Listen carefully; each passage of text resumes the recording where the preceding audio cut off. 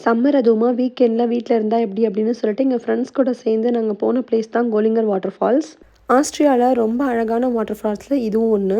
இந்த மாதிரி பிளேஸஸ்க்கு நம்ம தனியா போறத விட்டுட்டு நம்ம ஃப்ரெண்ட்ஸ் கூட போனோம்னா ரொம்பவே ஜாலியா இருக்கும். துகியெல்லாம் செம்மையா என்ஜாய் பண்ணி ஹைக் பண்ணலாம். அத விட இந்த ஹைக் மொத்தமுமே வந்து 40 மினிட்ஸ் ஆகும்னு சொல்லியிருந்தாங்க. எங்களுக்கு அத விட தாண்டியே ஆச்சு. பட் 5, 10 மினிட்ஸ்லயே வந்து நம்மளால இந்த வாட்டர் ஃபால்ஸ் பார்க்க முடியும். அந்த அருவி கொட்டுற சவுண்டும், அந்த நம்ம மேல அடிக்கிற சாரலும் அவ்ளோ சூப்பரா இருந்துச்சு.